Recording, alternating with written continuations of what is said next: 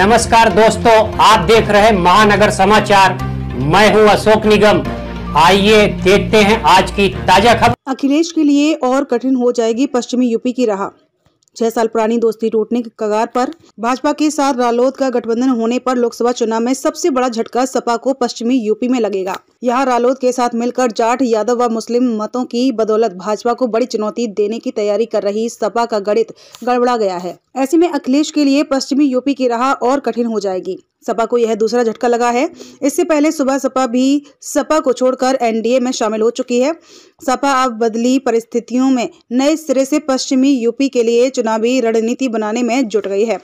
सपा व रालोद की नजदीकियां वर्ष 2018 में कैराना लोकसभा सीट के उपचुनाव में बढ़ी थी। इसके बाद 2019 के लोकसभा चुनाव में सपा बसपा गठबंधन में रालोद भी शामिल हो गई थी। विधानसभा चुनाव सपा रालोद ने मिलकर लड़ा। वर्ष 2022 का विधानसभा चुनाव भी सपा व रालोद ने मिलकर लड़ा था। जाट, यादव व मुस्लिम मतों की एकजुटता से रालोद को 8 सीटों पर सफलता मिली थी। सपा भी वहां पर मजबूत हुई थी। रालोद ने विधानसभा के उपचुनाव में भी 1 सीट जीती थी। वर्ष 2017 के विधानसभा चुनाव में रालोद को सिर्फ 1 सीट पर सफलता मिली थी। अखिलेश ने 2022 में जयंत को राज्यसभा भेजा। गठबंधन को मजबूत करने के लिए ही अखिलेश ने 2022 में जयंत को राज्यसभा भेजा। सपा ने रालोद के साथ लोकसभा चुनाव में गठबंधन की घोषणा 19 जनवरी को करते हुए 7 सीटें देने पर सहमति जताई थी। रालोद के साथ रहने से पश्चिमी यूपी को लेकर अखिलेश निश्चिंत दिखाई दे रहे थे।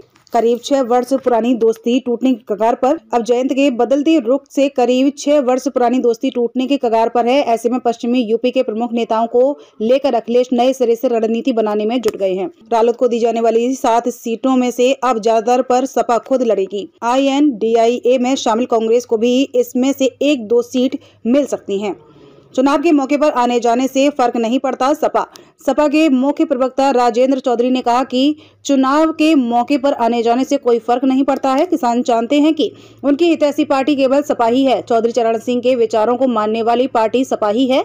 भाजपा कभी भी उनके विचारों को नहीं मानती है। भाजपा के सांप्रदायिक एजेंडे के खिलाफ सपा पूरी मजबूती से चुनाव मैदान में उतरेगी।